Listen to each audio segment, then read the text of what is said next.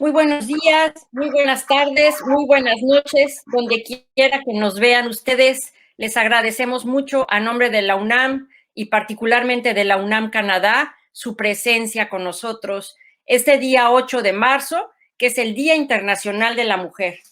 Nosotros celebramos los 365 días del año a la mujer y estamos pendientes de los derechos, de las actividades, de las luchas, de todo lo que implica ser mujer hoy en el siglo XXI. Pero en el siglo XVII había también mujeres que luchaban por la equidad de género. No eran muchas, es más bien un número bastante reducido. Por eso yo voy a hablar de la gran Sor Juana Inés de la Cruz, una mujer que luchó por la equidad de género en el siglo XVII, mexicano.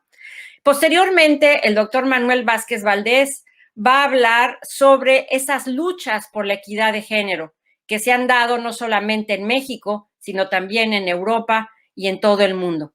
Ojalá disfruten mucho este momento con nosotros.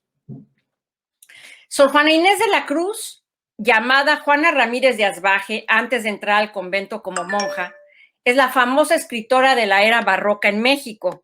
Es realmente una celebridad y lo fue también en su tiempo. Fue una figura señera del siglo de oro español, si se toma en cuenta que México era entonces parte muy importante del reino de la monarquía hispana. También llamada décima musa, es un personaje que ha sido ampliamente estudiado desde diversas perspectivas y ángulos, como talentosa autora, como monja, como mujer. Es una figura que ha fascinado a sus lectores por espacio de casi 400 años. Ella gozó de gran fama y reconocimiento en vida, pues sus obras fueron publicadas en España en su tiempo, lo que le dio fama internacional. Y no exagero cuando digo que en la actualidad Sor Juana es un verdadero ícono. Juana Ramírez nació cerca del año de 1648, aún se especula sobre la fecha exacta, en el pueblo de Nepantla y murió en 1695 en la Ciudad de México a la edad probable de 47 años, después de que adquirió un padecimiento infeccioso mientras cuidaba a sus hermanas del convento enfermas de aquella peste. Cualquier reminiscencia con la realidad puede ser mera coincidencia. Sor Juana también le tocó vivir una epidemia, no al grado tal vez de una pandemia, pero murió como consecuencia, repito, de este padecimiento infeccioso. Sor Juana fue hija ilegítima de un padre español que estuvo ausente en la formación de su hija. Fue criada por la madre, que a su vez tuvo otras dos hijas de diferentes parejas, y por el abuelo materno, quien tuvo un ascendente muy importante en la educación de la pequeña niña. La propia monja desveló detalles biográficos en su famosa Carta a Sor Filotea de la Cruz, una obra que recomiendo leer una y más veces, pues es una joya intimista y psicológica de una mujer intelectualmente muy avanzada en su tiempo, pero que no tuvo las oportunidades que tenemos las mujeres hoy en día de sobresalir o de darnos a notar o de hacer escuchar nuestras voces. Ni hablar de su prolífica poesía amorosa, que bajo los versos conceptistas revela una rica, aunque conflictiva y compleja interioridad. Esto es precisamente lo que a las mujeres nos hace identificarnos cariñosa, empáticamente con Sor Juana. Sus luchas internas y sus clamores de equidad son de una tremenda actualidad. Y en cuanto a los hombres, estos también han sucumbido de admiración a sus encantos literarios e intelectuales, no solo en su propio tiempo, como en el caso de Juan de Castorena y Ursúa, Carlos de Sigüenza y Góngora, Francisco Palavicino y otros, sino en el presente con biógrafos como Octavio Paz, Antonio Alatorre, Ludwig Fendel, José Pascual Bouchot, Elías Trabulce y muchos otros, que han aportado diversas interpretaciones sobre la personalidad de Sor Juana y de los elementos intrínsecos de su obra, generando no poco debate. Pues bien, como pueden notar, hablar de Sor Juana puede hacerse desde diversos aspectos de su vida y de su producción literaria y puede derivar en una conversación muy larga. Por ello pensé en abordar aquí la respuesta de Sor Juana a los retos de la realidad paternalista y patriarcal que ella enfrentó en la Nueva España. El ambiente eclesiástico y cultural del virreinato produjo a los más distinguidos intelectuales de la época colonial, pero se centró en un campo de influencia masculino. Por tanto, a las mujeres les eran impuestas normas sociales restrictivas e incontables límites. Una de ellas era que no se le daba oportunidad para recibir una educación igual a la de los varones, sobre todo en las universidades, espacio que les era vetado. En su carta Sor Filotea, Sor Juana refiere cómo rogó inútilmente a su madre para que la enviara a estudiar a la universidad, e incluso dice que pensó disfrazarse de hombre para poder acudir. Ya antes, en otra misiva, ella explicó que esta prohibición se daba para evitar, decía ella, la ocasional familiaridad con el sexo masculino, lo que no era considerado apropiado ni decente porque dañaba la honestidad de la mujer. Sor Juana refirió también que más que por una profunda vocación religiosa, ella entró al convento por su negación al estado matrimonial, buscando un ambiente más propicio para desenvolverse en sus intereses. En sus propias palabras, ella afirmó que no quería tener ocupación obligatoria que embarazase la libertad de mi estudio, ni rumor de comunidad que impidiese el sosegado silencio de mis libros. Así, con esmero, la monja Jerónima logró formar una importante biblioteca, coleccionar objetos e instrumentos científicos y dedicarse al estudio, la reflexión y la escritura, hasta que la fama, el prestigio y la admiración que logró en el mundo exterior del convento empezó a inquietar a algunos personajes cercanos a ella, que sentían la responsabilidad de guiar sus pasos espirituales por el buen camino de la virtud, la abnegación y la obediencia. Escogí un pasaje de la célebre redondilla de Sor Juana, Hombres necios que acusáis. Como título de esta ponencia, pues expone la discriminación y el trato injusto y desigual de la mujer frente al hombre en la sociedad novohispana del siglo XVII. Les comparto algunas partes de este poema, no puedo referirlo todo por cuestión de tiempo, pero sí algunas partes de esta que fue una obra publicada en 1689.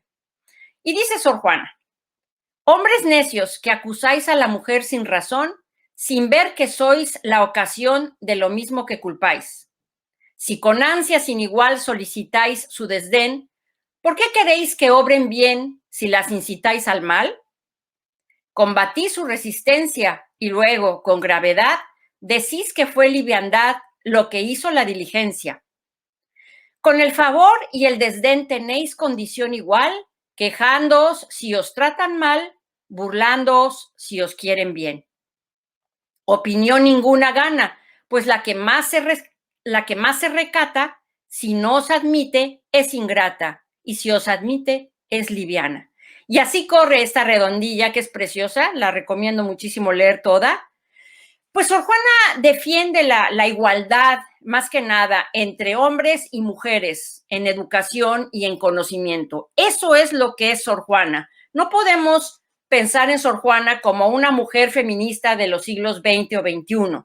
Ella era una monja que vivía en un ámbito muy, muy cerrado para la participación de la mujer en todos los ámbitos.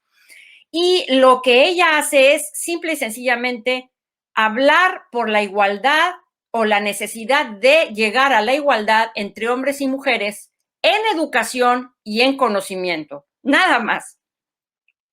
Esto aunado a sus opiniones sobre el amor, la misoginia y la igualdad entre los sexos, le granjearon la animadversión de algunas autoridades de la Iglesia, cosa muy difícil, como se podrán imaginar, para una monja.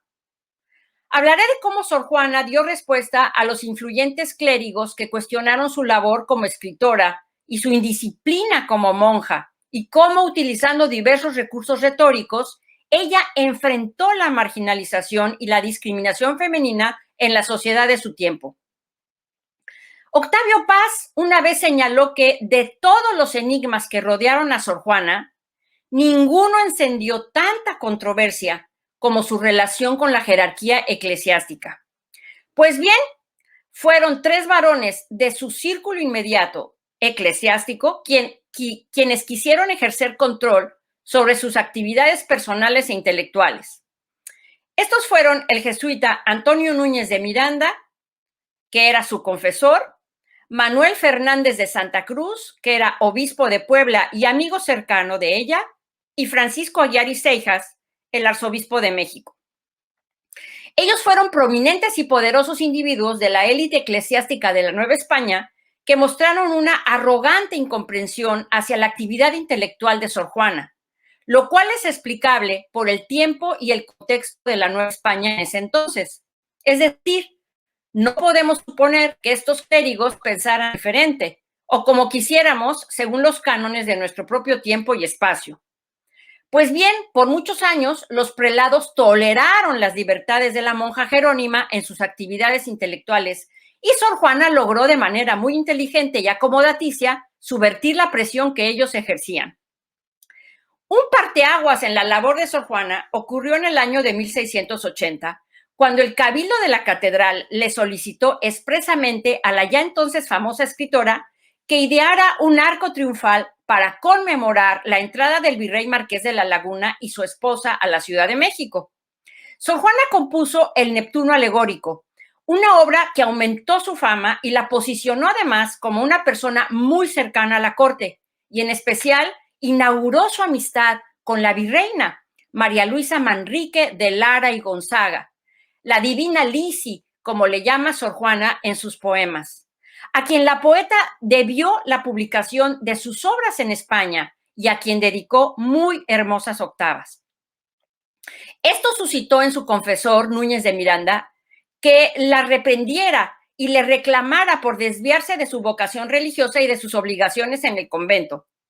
El jesuita era toda una eminencia, una persona muy respetada, de gran influencia y autoridad moral, un ávido lector, de memoria privilegiada, como lo define María Águeda Méndez, confesor de personas influyentes, virreyes, monjas, etc.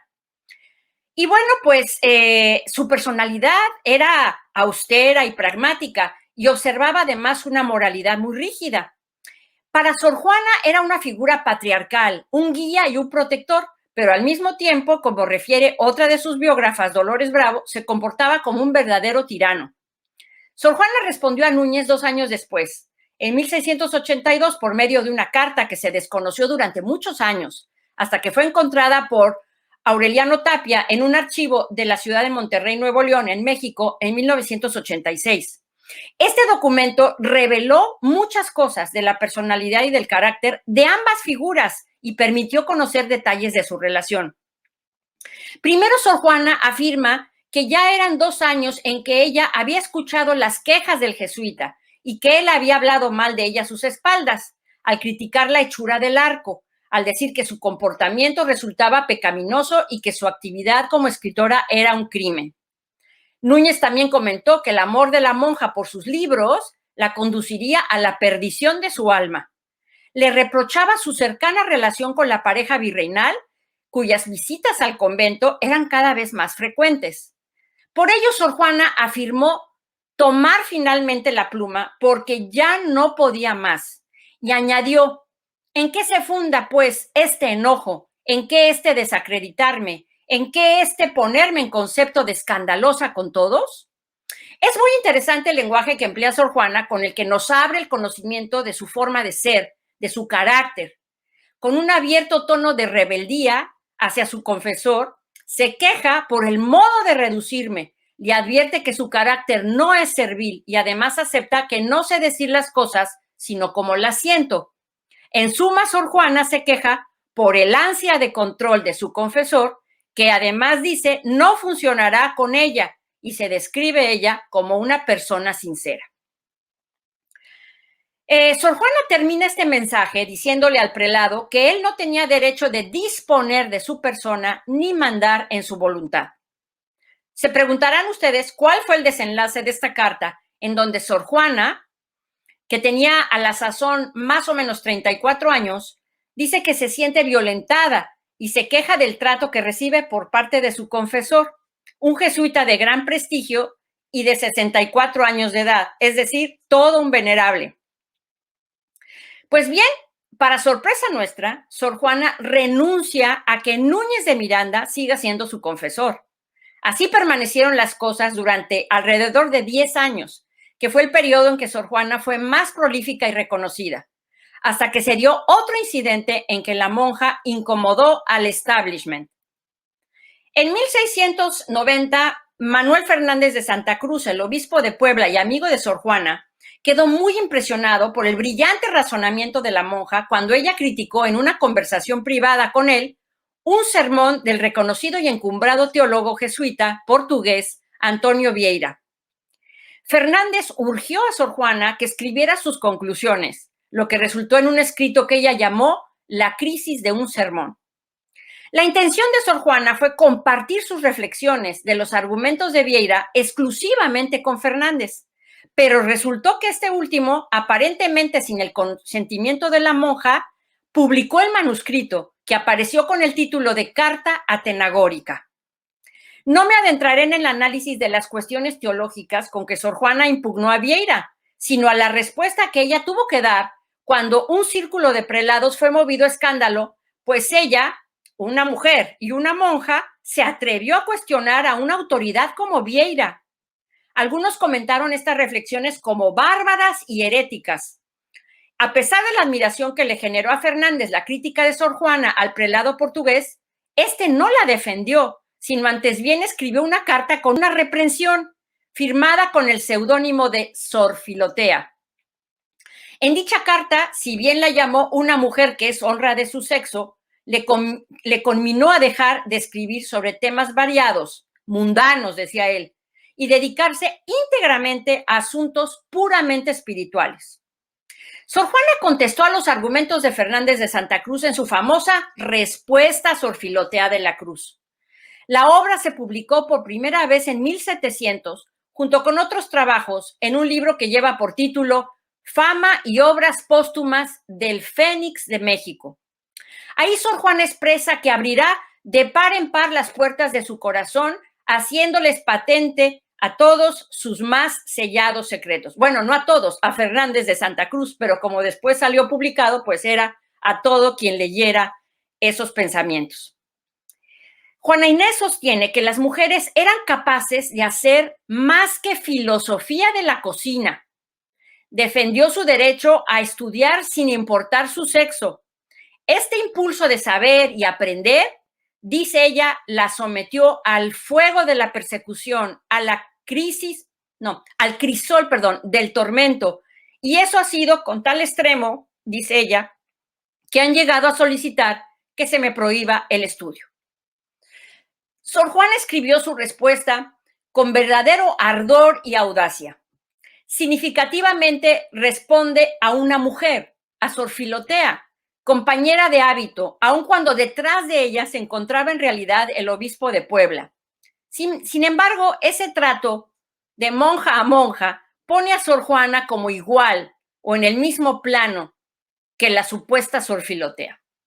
Entonces, con un tono irónico y de falsa modestia, que eran estrategias del discurso de Sor Juana para convencer a los clérigos de las limitaciones de su persona o de las supuestas limitaciones de su persona, ella hace alusión a su torpe pluma, con la que va a contestar a la muy discreta, culta, amorosa y santa misiva de Sor Filotea, en fin. La ironía fue un recurso muy utilizado por Sor Juana en sus defensas retóricas. Por ejemplo, dice, por ventura no soy más que una pobre monja, la más mínima criatura del mundo y la más indigna de ocupar vuestra atención. Pero aún así, abiertamente, declaró que ella tenía toda la libertad de disentir del teólogo Vieira.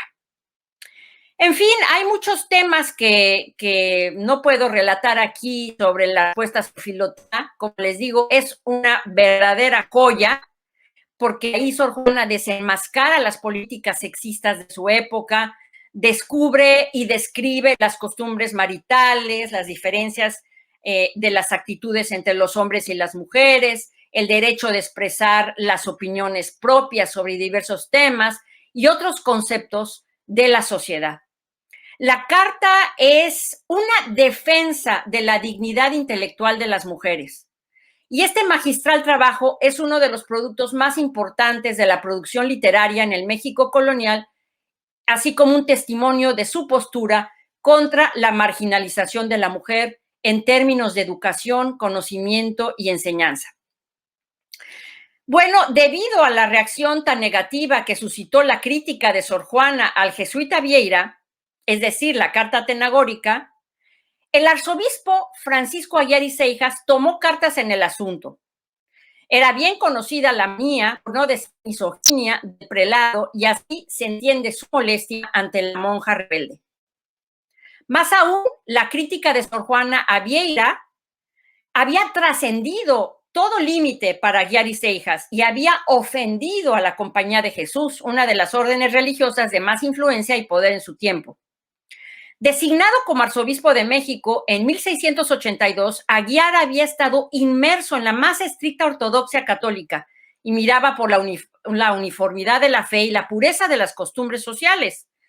Él se distinguió mucho en su tenaz reforma y dirigió sus baterías particularmente hacia el control de las mujeres y en particular hacia aquellas que estaban confinadas a los conventos. Aguiar creía firmemente que las monjas, sin excepción, debían mantenerse encerradas, dedicando sus vidas al servicio de Jesucristo, orando en sumisión, ayuno, rendidas a una vida contemplativa y en silencio. Y era algo que Sor Juana no había estado dispuesta a hacer hasta ese momento. En 1693, que probó ser un año decisivo para Sor Juana, algo sucedió que no estamos plenamente seguros de cómo fueron los pasos para que llegara Sor Juana a ello, pero finalmente ella se inclinó por la obediencia a sus superiores. Sus actividades literarias durante estos últimos años son un verdadero enigma. Sus razones para abandonar la actividad como escritora y dejar de publicar sus obras no nos son del todo claras, pero es un hecho que ella no continuó su ocupación, al menos como la venía haciendo. Más aún, aceptó que Núñez de Miranda volviera a ser su confesor y renunció a su labor intelectual para vivir una vida espiritual, virtuosa, obediente a los votos de su profesión religiosa. A Sor Juana se le sometió a un proceso episcopal secreto que la condujo a escribir algunos textos de renuncia y también hizo una confesión general donde llevó a cabo un recuento de su vida e hizo un acto de arrepentimiento. Fue además forzada por el tribunal a deshacerse de su biblioteca, sus instrumentos científicos y musicales, que atesoraba en la celda de su convento de San Jerónimo, y se le sometió a una vida de perfecta austeridad. El 5 de marzo de 1694 escribió una protesta de fe en la que reafirmó su creencia en los dogmas católicos y firmó un documento con su propia sangre, jurando que continuaría por el sendero de la perfección espiritual y la oración sin obstáculo. Como dice Josefina Muriel, la voz de la pluma de Sor Juana fue silenciada y se confinó a un claustro absoluto. Pues bien, Sor Juana reaccionó, como hemos visto, ya para terminar esta charla, reaccionó de diversas maneras al discurso autoritario de los clérigos. Su conducta refleja la compleja relación de una mujer inteligente, asertiva, brillante, con las clases clericales dominantes, en que las estructuras verticales, jerárquicas de la sociedad colonial se revelan muy abiertamente. Entre el control y la obediencia, Sor Juana, sin embargo, no se dobló completamente ante la ideología de la Iglesia novohispana, a pesar de haber estado sujeta a su dominio, y pudo realizar durante muchos años sus tareas intelectuales. Ella se adaptó a la realidad restrictiva lo más que pudo, en ocasiones no con sutiles desafíos, pero cuando su potente y luminosa presencia se hizo evidente y se le cuestionó, ella respondió con valentía al discurso y actuación masculina dominante. En su narrativa criticó el autoritarismo y los códigos y normas restrictivas que afectaban a las mujeres. La lucha de Sor Juana contra los ministros de la Iglesia mexicana no llevó a un final feliz. La monja finalmente sucumbió a la extraordinaria presión de los patriarcas, que en última instancia la obligaron a plegarse a las rigurosas prescripciones de la vida conventual. Hoy muchas y muchos nos identificamos con la validez de sus afirmaciones, sobre todo con la demanda de equidad de género y de las mismas oportunidades para acceder a la educación y al conocimiento para ambos sexos por igual. Es extraordinariamente significativo que la voz de Sor Juana siga conectando con los lectores actuales, en particular con las mujeres, en su lucha por la igualdad. Agradezco muy especialmente a las personas que amablemente nos han prestado su atención para escuchar esta conferencia y la que nos va a dar el doctor Manuel Vázquez a continuación. Muchas gracias. Muchas gracias, doctora Alicia Mayer. Yo empezaría diciendo que, además de saludar a nuestros invitados, que la conmemoración de esta fecha sobre los derechos de la mujer y la igualdad de género ha podido ser enmarcada con una espléndida exposición que nos ha brindado la doctora Alicia Mayer sobre Sor Juana Inés de la Cruz, como una mujer admirable y talentosa, que es emblema de las grandes aportaciones y la lucha de la mujer en nuestra sociedad. Así, yo voy a apoyarme en una presentación que les quiero compartir, en donde lo que quiero destacar es un conjunto de elementos informativos que nos permiten, de alguna manera, poder subrayar y recordar lo que implica el nombre que reza para nuestra exposición. Pensar de Sor Juana a nuestro tiempo, cómo la lucha por la equidad de género vive intensamente en nosotros. Así recordamos el 9 de marzo de 2019, perdón, de 2020, en el hashtag Un Día Sin Nosotras, que dejó un testimonio vivo sobre lo que significa la mujer en la sociedad mexicana particularmente, en donde pensando, nosotros podemos concluir que sin ellas no somos nada y sin ellas no somos nadie.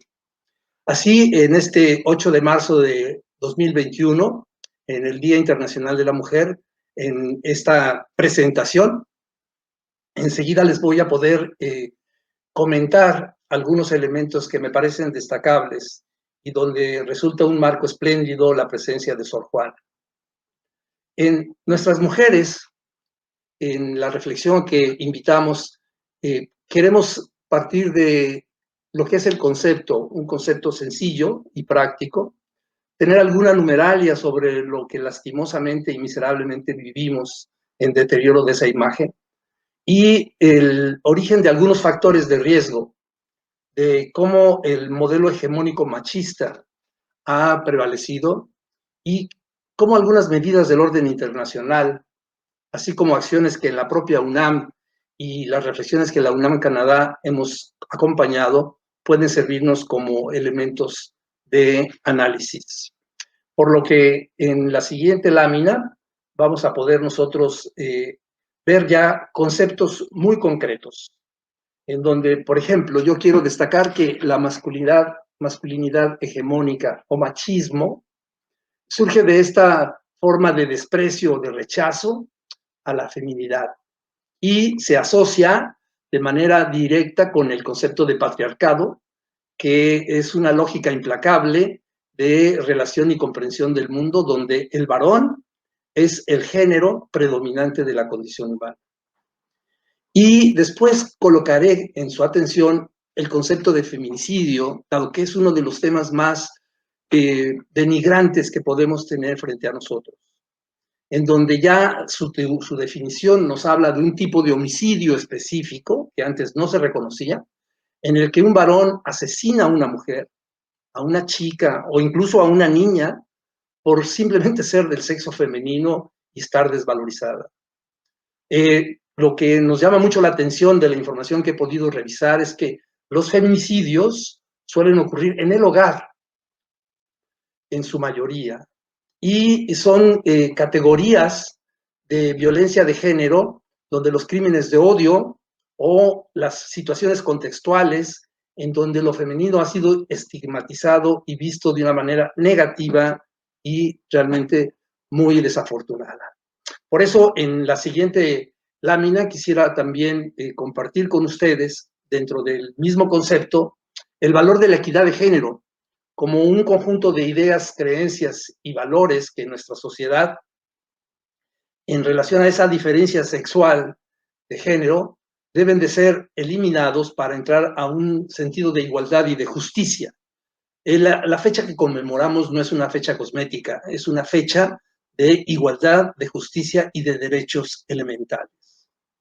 En la violencia de género, que es el otro concepto que pongo en su atención, o la violencia que también se denomina machista, se define como todo aquel tipo de agresión que está haciendo una afrenta al bienestar físico, psíquico o relacional de una persona por su sexo o por su identidad de género. Y ahí hay una forma intencional de agresión, deliberada, mediante la fuerza física o por otras vías, que no tan solo son físicas, en donde hasta el lenguaje verbal, el lenguaje actitudinal, pueden causar daños y coaccionar o limitar la libertad de las personas, especialmente de nuestras mujeres, y ser objetos de violencia.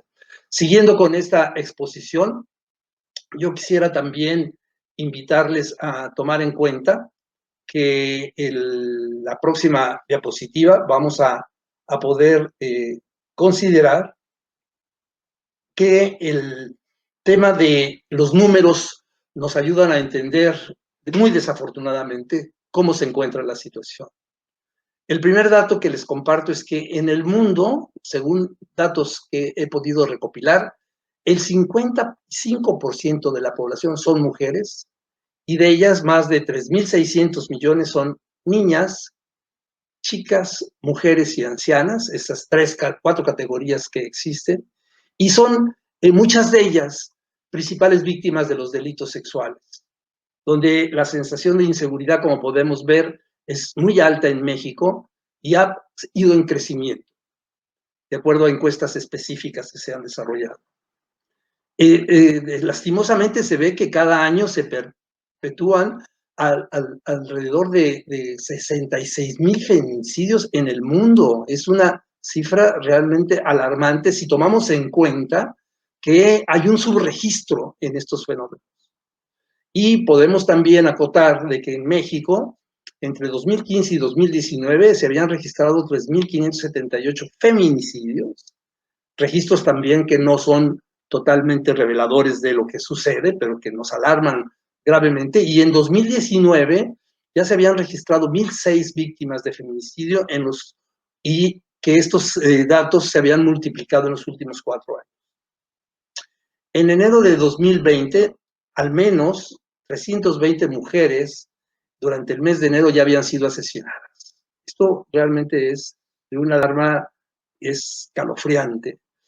Y se ve que el ilícito más recurrente, como lo vamos a ver un poco más a detalle en las siguientes láminas, son las lesiones dolosas, en más de cerca de 5,000 casos ya registrados. Esto es realmente una situación que merece nuestra atención y nuestra revisión. Veamos, siguiendo con estos datos, cómo en 2019, vean ustedes ya entrando a un detalle más fino, tenemos como homicidio doloso 320 casos, en corrupción de menores ya tipificados de una manera más fidedigna había 117 casos, en extorsión 267 casos y en feminicidio 73 casos, incluido el secuestro. Ya fíjense cómo esta tipificación de las situaciones, donde se incluye incluso la trata de personas, con 25 casos, son datos que nos aproximan a una realidad lacerante en donde se ve que las principales entidades federativas de México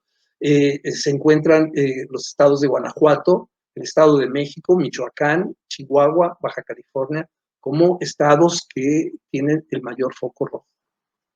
Y esto gracias a estudios que de manera independiente se han realizado. En la siguiente lámina vamos a poder apreciar también una suerte de análisis de los factores de riesgo. Y aquí quiero compartirles cómo las mujeres en situaciones de mayor riesgo se identifican como aquellas que han sido testigos o víctimas de violencia en su infancia y que están sufriendo o han sufrido un aislamiento social, que son generalmente degradadas y son dependientes económicas y que tienen un bajo nivel educativo. También aquí queremos destacar que el tema de la vulnerabilidad de las mujeres está muy relacionado con la forma como la mujer interioriza esos valores tradicionalmente femeninos, entre comillas, como son la sumisión y la obediencia. No hay cosa más denigrante que darle una explicación falsa a las mujeres sobre su condición. Por eso, en la siguiente lámina, nosotros queremos destacar y hacer la reflexión sobre estos factores de riesgo, en donde observamos que la parte agresora está siempre movida por un deseo de dominación y que está frecuentemente influenciada por el sistema de valores y estereotipos que nos rodean, y donde hay unos sentimientos de inseguridad y poca autoestima en nuestras mujeres que las hacen aún más vulnerables. También se identifica dentro de estos factores de riesgo, de este modelo hegemónico machista que debemos de desechar, que el problema de los derechos se encuentra en una expresión de maltrato instrumental que está dirigido a un objetivo concreto, o sea, es una acción deliberada, en donde la ausencia de empatía, de entender que venimos de una madre, que tenemos hermanas y que tenemos hijas en casi todos los casos, despreciamos lo que es la condición femenina y menospreciamos ese valor fundamental de ciudadanía. Por eso en la siguiente lámina yo quisiera también invitarles a que podamos encontrar en esta reflexión algunos datos del orden internacional. Fíjense ustedes, en 1893 se registra para el 19 de septiembre que el Parlamento de Nueva Zelanda aprueba el voto femenino. Es la primera vez en el mundo que se da un caso de esta naturaleza. Y en América Latina, en Uruguay, que fue el primer país de esta parte de nuestra América, en 1927, en el siglo pasado, reconoció el sufragio femenino. Es relativamente reciente la participación de la mujer. Así también se observa en la historia que en 1776, en Nueva Jersey, en Estados Unidos, de manera accidental se autorizó el sufragio femenino y posteriormente se abolió porque se pensaba que esto iba en contra de las condiciones de la ciudadanía. Y otro dato que es importante para contextualizar esto es que en 1853 en Colombia también se le concedió el voto a las mujeres, pero en este caso se observa que también la Suprema Corte da marcha atrás a este derecho. En la segunda mitad del siglo pasado, varios países y estados reconocieron el sufragio, eso es un logro importantísimo, empezando por Australia del Sur, que hablaba que desde 1861 empezaba ya a abrir este camino de igualdad. En 1869, el territorio de Wyoming se convirtió en el primer estado de Estados Unidos donde se instauró el sufragio igual. Vean ustedes cómo, y lo vamos a seguir viendo en las próximas diapositivas, cómo estas situaciones que van recomponiendo el mapa de la igualdad en una medida muy suave para el tipo de conflicto que significa, se van presentando de una manera muy dosificada y muy lentamente. Así, en la próxima diapositiva vamos a poder observar que en universidades de Canadá, afortunadamente, en la actualidad, podemos ver, haciendo una búsqueda en las diferentes páginas, hay una asunción de que el acoso, de acuerdo al Código de Derechos Humanos en Ontario, implica participar en un curso de comentarios o conductas vejatorios que se sabe o se debe saber razonablemente que no son bienvenidos. Ya hay expresiones abiertas, como las hay en nuestro país, en México.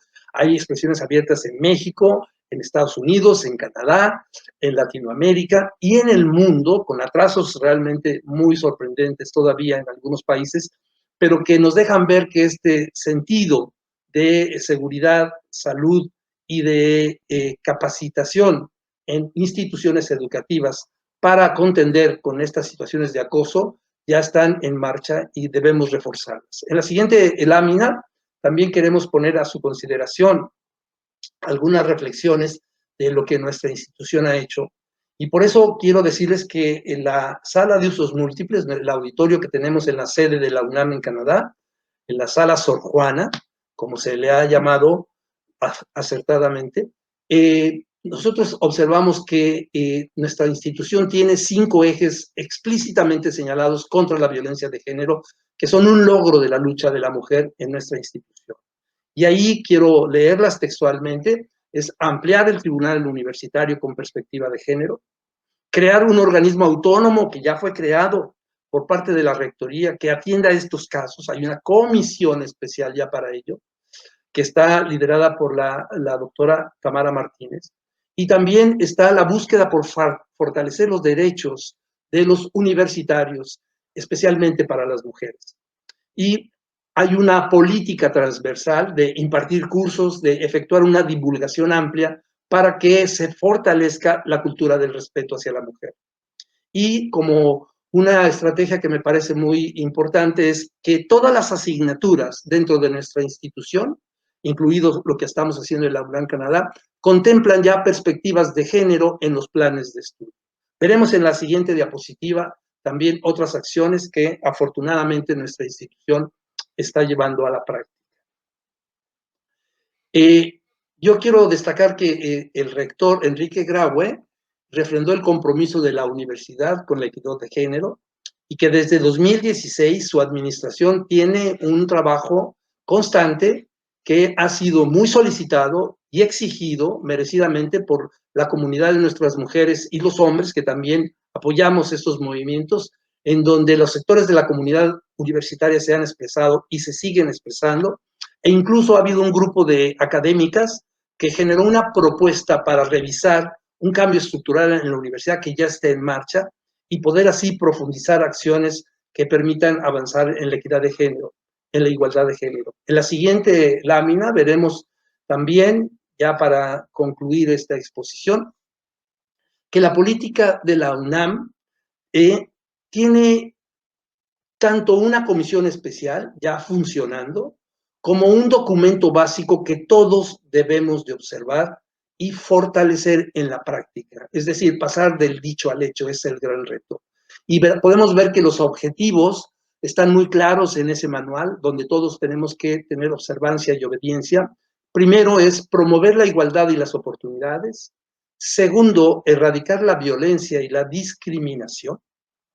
Tercero, promover el uso del lenguaje incluyente. Esto es muy interesante porque se está luchando contra los micromachismos y todas estas expresiones que denigran y van en contra del sentido de la igualdad de género. El cuarto punto es la docencia e investigación con perspectiva de género, que nos hace muchísima falta. Y el quinto punto es esa perspectiva de género en estadísticas y diagnósticos reflejados. Todos actualmente reportamos con ese enfoque. En la estrategia y en la UNAM Canadá queremos notificarlo porque la directora Alicia Mayer ha instruido ya que en la próxima sesión de su plenaria de organización de la sede se va a constituir ya una comisión interna, y esta estrategia de constituir comisiones internas en todas las entidades y dependencias, incluso subdependencias de la UNAM, ya es un hecho que está presente en todos nosotros. Creo que esto es alentador, pero no es suficiente. Hay muchísimo trabajo por hacer y hay que revelar todas las cosas que están ocultas, que nos demeritan como sociedad.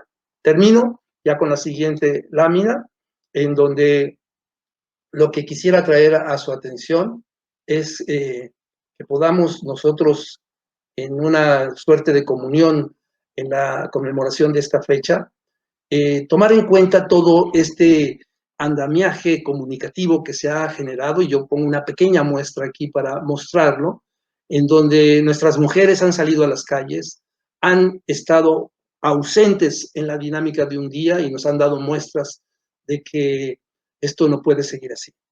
Y yo celebro este día, lo conmemoro con mucho afecto, sobre todo por los infortunios que dieron lugar a ello, y doy las gracias. Y quiero terminar diciendo que ellas tienen la razón y tienen la palabra, y todos tenemos que escuchar y actuar. Muchas gracias.